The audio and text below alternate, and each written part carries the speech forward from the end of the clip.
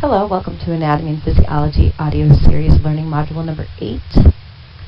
This module will cover the endocrine system. The chapter that is associated with this learning module is chapter 14, so I recommend that you read that chapter in addition to viewing this module in order to be prepared for class next time.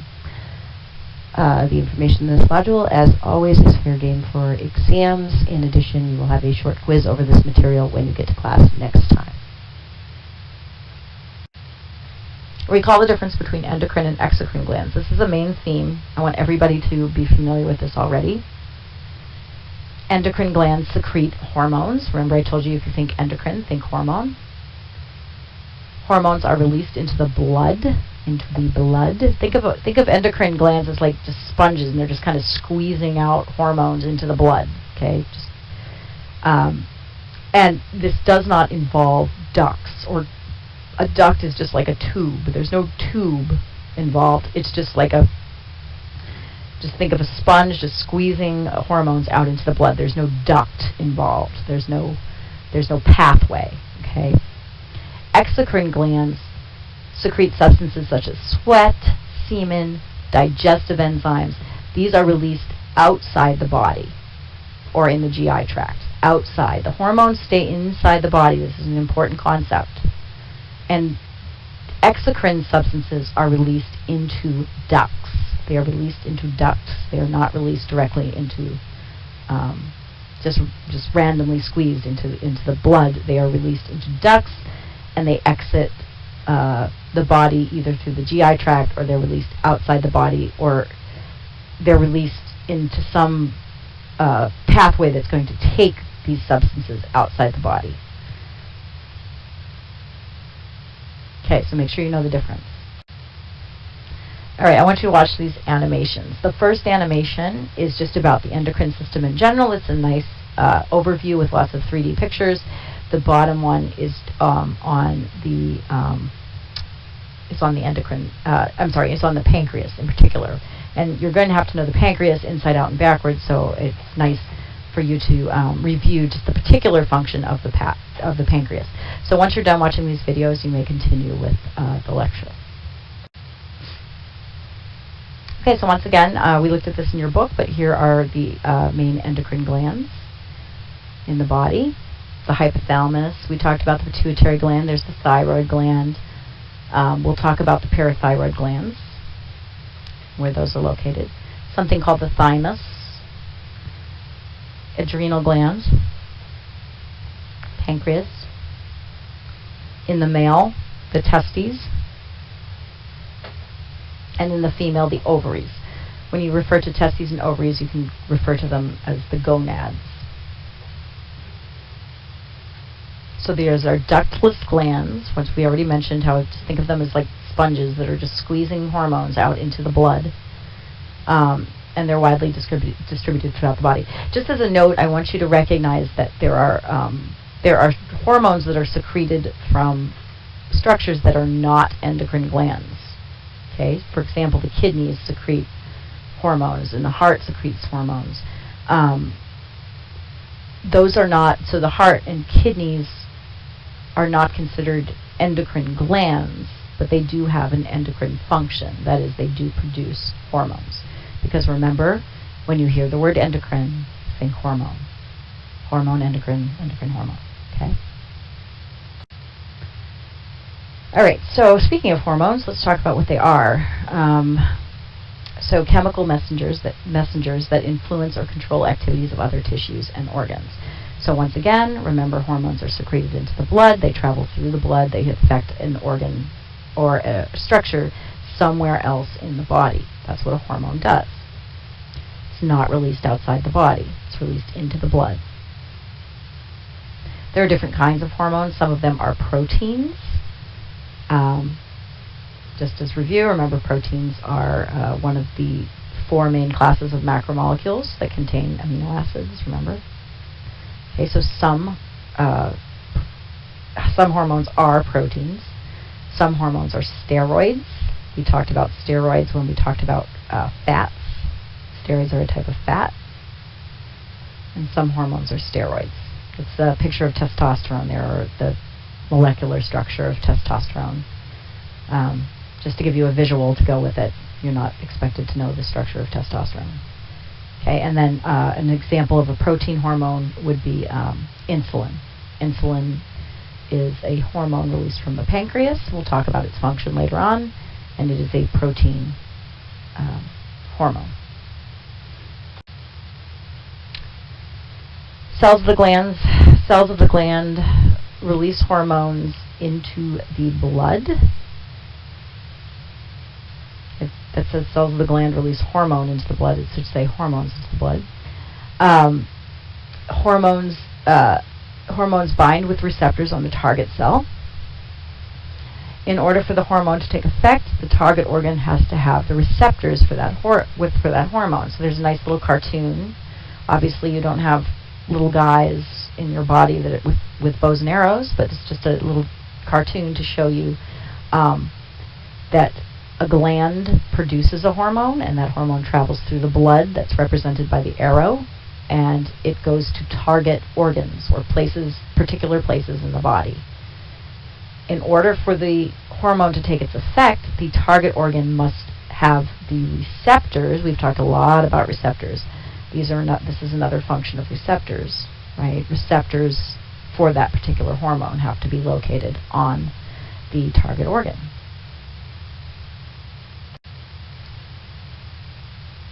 Okay, this is a common theme in the endocrine system, this negative feedback concept.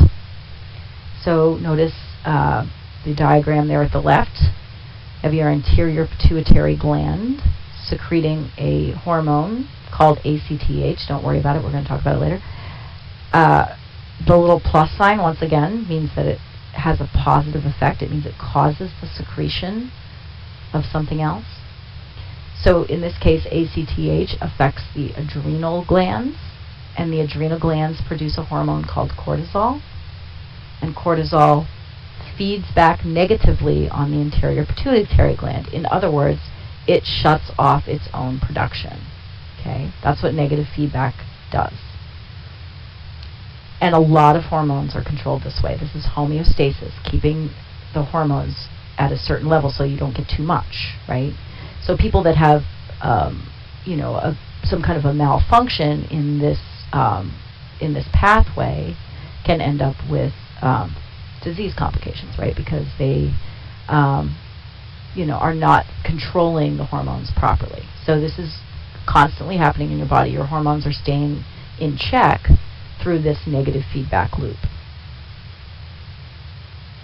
So the official definition: some function of the output of a system, process, or mechanism is fed back in a manner that tends to reduce fluctuations in the output. I like to think of it as the substance shuts off its own production when it reaches a certain level. All right, hypothalamus and pituitary gland. We already talked about them a little bit when we were reviewing the chapter. Doesn't hurt to review them again. Look at the diagram. There's a picture of the brain, which you should already be familiar with, and where the pituitary gland is located. You should already be familiar with that. And the hypothalamus. So then it has a picture where it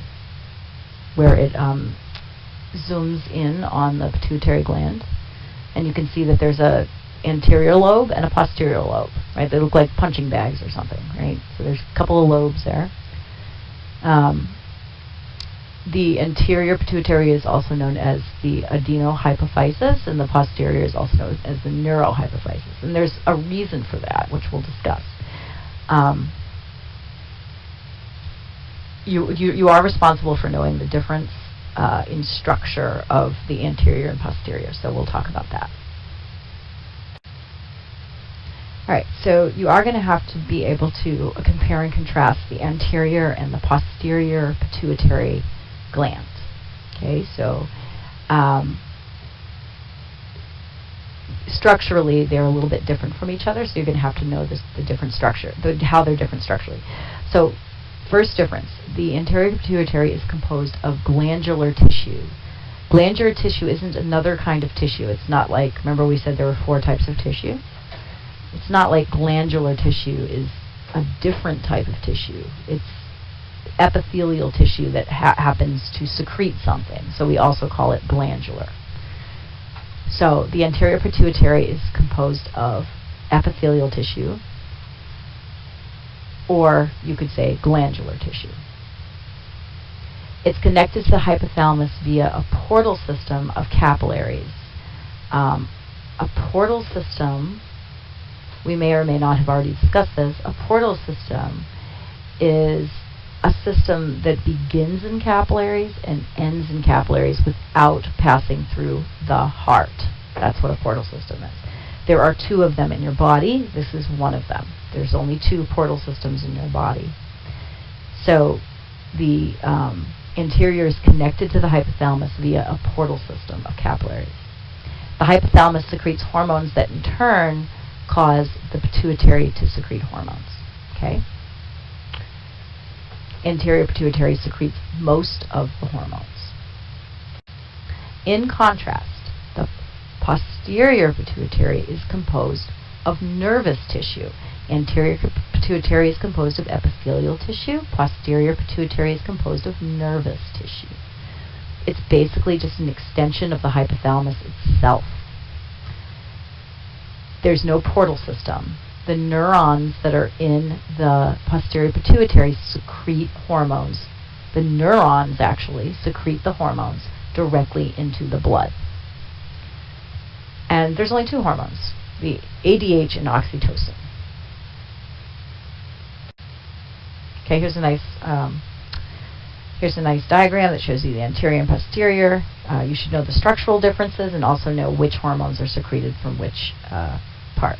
So this is a nice summary diagram that you can review. A good way to think about it is that the posterior pituitary secretes oxytocin and ADH, and the anterior pituitary secretes everything else. However, not all hormones are secreted by the pituitary gland. So there are other hormones that are not secreted by the pituitary gland. So you just sort of have to know. You just sort of have to memorize them.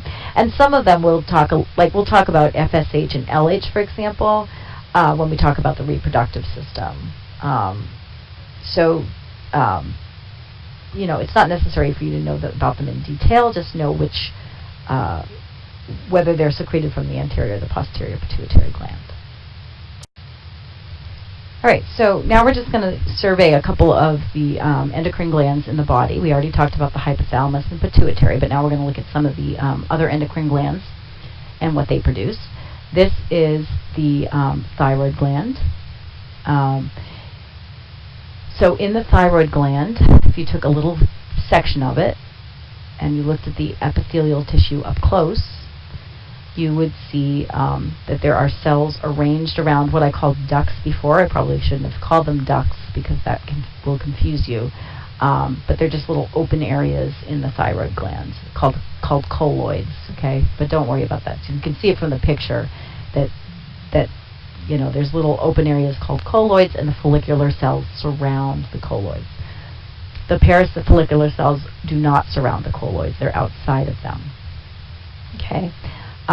The follicular cells secrete T3 and T4, which are thyroid hormones. The parafollicular cells secrete a hormone called calcitonin.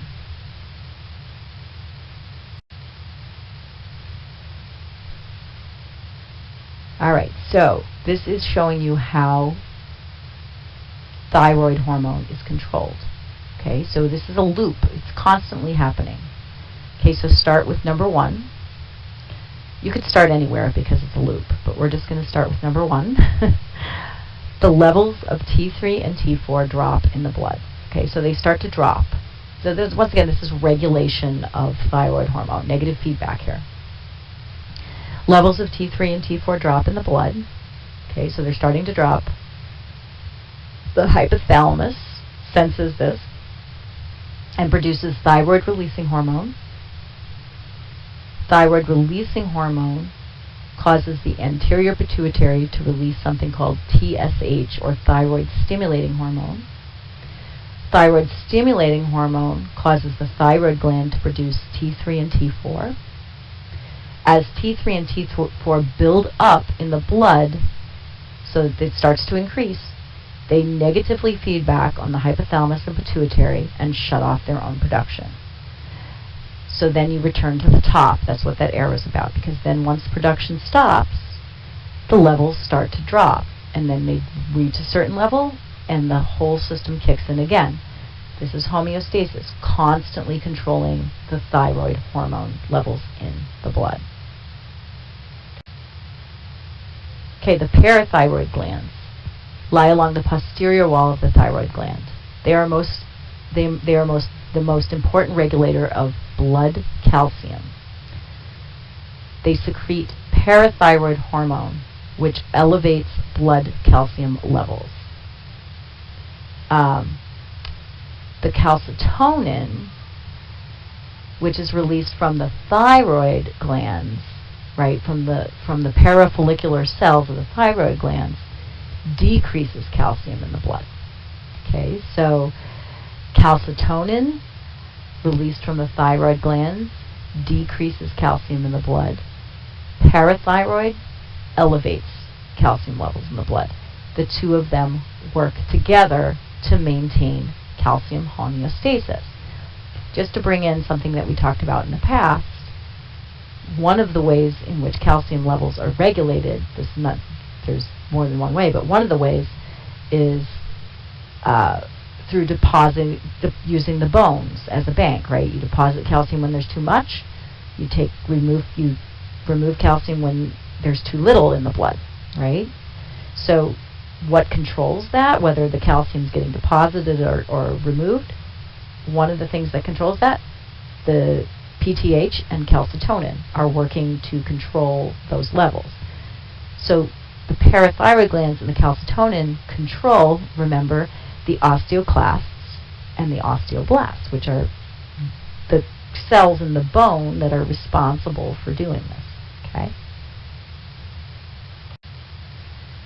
So this is the regulation of calcium, a little more complicated. Levels of calcium drop in the blood. Why are they dropping? Who knows, right? It could be because you didn't have any milk to drink for a couple of days or something, right? So your calcium levels are too low. In homeostasis, you want to keep that calcium in a certain range in the blood at all times, right? So levels of calcium drop for whatever reason in the blood. That stimulates the parathyroid hormone to secrete PTH. PTH causes the osteoclasts in the bone to release calcium into the blood. It also causes the kidneys to hold on to calcium and the gut to absorb more calcium from food. All of these things are going to increase calcium levels in the blood. Okay, so that's PTH that does that. So the levels of calcium are now getting too high, right? Because now you've got too much calcium. You've absorbed all this calcium from the kidneys and from the gut, and you've released it from the bone, and now there's too much calcium in the blood. That shuts off PTH, right? So it's negative feedback, shuts off PTH production. Also, though, increased calcium levels cause the release of calcitonin from the thyroid gland, from the parafollicular cells of the thyroid gland. So this causes the osteoblasts, remember the osteoblasts, to build bone, and the kidneys to get rid of calcium. Thus, right, all of those things bring the levels of calcium back down. Okay? As calcium levels drop to low levels, calcitonin is shut off through negative feedback.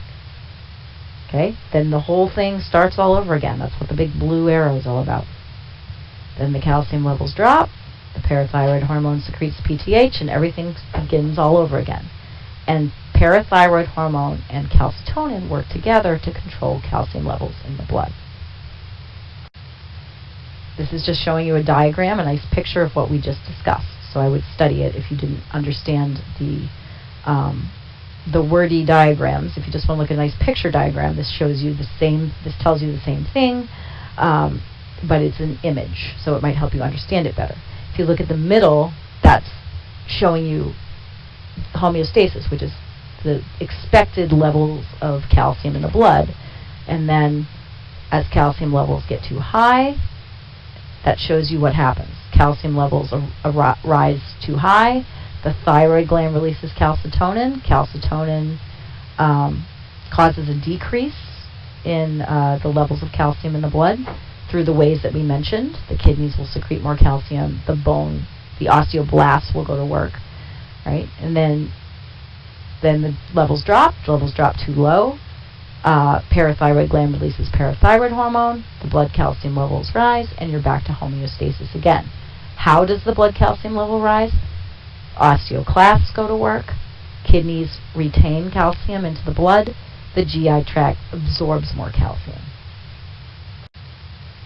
Okay, the adrenal glands. Located above the kidneys. The adrenal gland has two different parts. It has a medulla and a cortex. The cortex is the outer part. The medulla is the inner part. They look like little, I always think of them as like little fluffy hats sitting on top of the kidney. The adrenal medulla is, you can think of it as an extension of the sympathetic nervous system. Remember the fight or flight response? So it increases heart rate and blood pressure, just like the sympathetic nervous system, and mobilizes the body for emergencies. And it secretes, don't worry about catecholamines, you don't have to know that word. It secretes epinephrine and norepinephrine, which pretty much have the same effect, which is that they speed things up just like they do in the sympathetic nervous system. The cortex, which is the outside, secretes a bunch of stuff. It's always, you can always remember it, sugar, salt, sex, right? Secretes cortisol, which affects your sugar levels. Okay, you don't have to know glucocorticoids, mineral corticoids. You don't have to know that. Just remember cortisol is a very important one to remember, which is secreted by the adrenal cortex and affects glucose levels, among other things. Increases glucose levels in the blood, which is why somebody who's on a steroid, right, which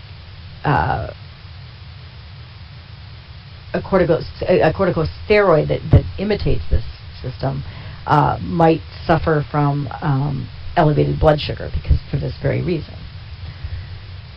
because it mimics cortisol.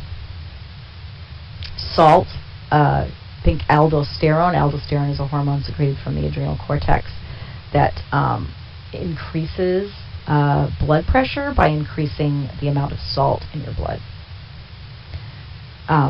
It affects the kidneys, and we'll actually talk about it when we talk about the urinary system. And sex hormones, testosterone and estrogen. The important thing to remember here is that whether you are male or female, you still secrete a little bit of both, because your adrenal glands secrete testosterone and estrogens, as well as your testes and your ovaries. So males and females both have a little bit of both coursing through their blood at any given moment. Okay, regulation of cortisol. Cortisol levels drop. Hypothalamus produces cortisol-releasing hormone.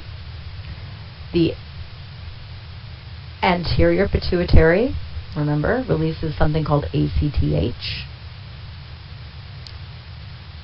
ACTH causes the adrenal gland to produce more cortisol. And as cortisol levels build up, they shut off their own production through negative feedback by operating on the hypothalamus and the anterior pituitary. They shut off their own production.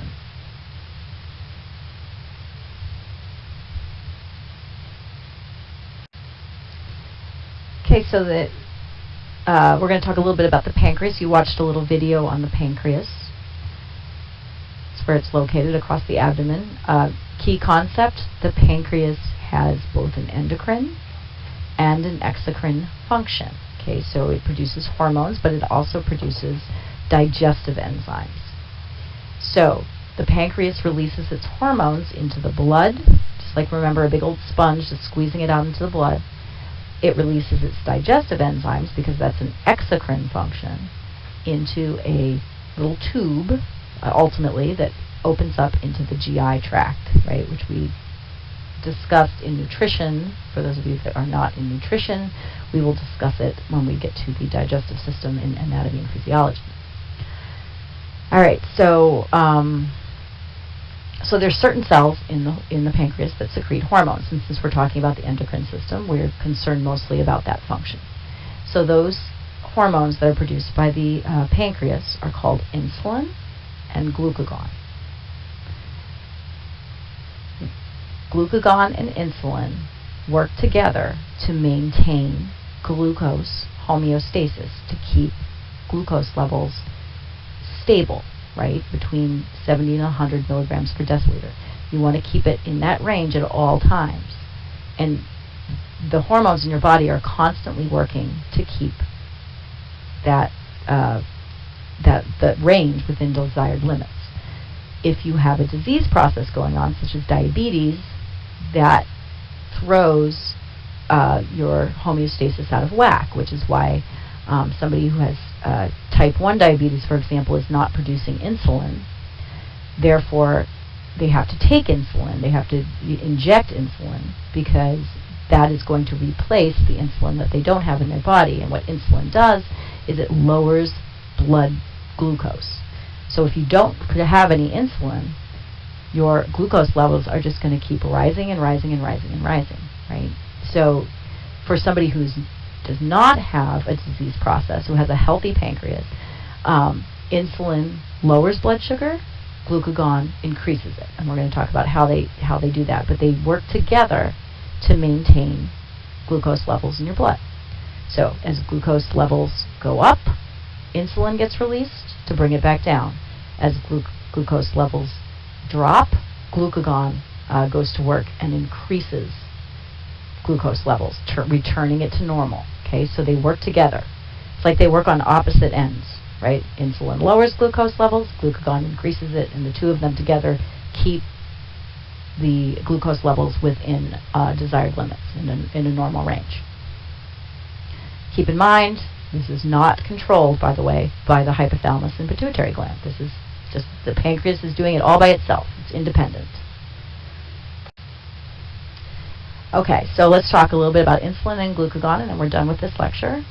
Insulin lowers blood glucose levels. This is how it does it, okay? By opening the cells up to let glucose in. Always think of, a good way to think of insulin is think of it as like a key. Okay, so if you look at the diagram over here, you've got blood delivering nutrients to the cell on the right. The cell, this isn't obviously true, but you can think of the cell as having like a little lock on it. Insulin opens up the lock so that the glucose can go into the cell. So when glucose enters the cell, it decreases in the blood, right? Think about that for a second. So let's just say I ate a nice, delicious candy bar full of sugar. I have a bunch of glucose circulating in my blood because I just ate the candy bar. Insulin is going to go to work. It's going to open up the cell and let glucose in. Okay, it's going to open up the cell and let glucose in. That's what it does. When it opens up the cell to let glucose in, then glucose levels in the blood drop. Just FYI, we talked about how type 1 diabetes, they're not producing the key, they're not producing the insulin. Type 2 diabetes, there's a problem with the lock. The insulin might be there, the key's there, but the lock has been changed. That's how you can think of the difference between type 1 and type 2 diabetes. All right, so once inside the cell, glucose is used to make ATP, or it's stored as the polysaccharide glycogen. Okay, so it can, if it's not needed right away to make ATP, it's going to get stored. Glucagon is also released from the pancreas. Glucagon breaks down glycogen, because remember, glucose in animals, like humans, is stored as glycogen. This releases glucose into the blood. It also stimulates the cell to make glucose from proteins. Don't worry about that part. There's just be aware that there's other pathways, but one of the things that it does is that it breaks down glycogen into glucose, because remember, glycogen is just a whole bunch of glucose molecules shoved together, and releases it into the blood, thus raising the glucose levels in the blood. So this is just showing you the big picture. Blood glucose levels rise, pancreas secretes insulin. Blood glucose levels fall, pancreas secretes glucagon. And they work together to maintain homeostasis. So this is a nice diagram showing you in pictorial form what we just discussed. All right, so quick summary. Endocrine system, composed of a bunch of glands. We talked about the function of the hypothalamus, the pituitary gland, the thyroid gland, the parathyroid glands. We didn't talk about the thymus. We'll mention it in class. We talked about the adrenal glands and the pancreas. We didn't talk much about the testes or the ovaries, but we will when we get to the reproductive system. So the glands you need to focus on for the next class and for the little quiz that you're going to have at the beginning of class is the hypothalamus. Oh, don't worry about the pineal gland either. The pineal gland secretes something called melatonin, but we're not going to go there.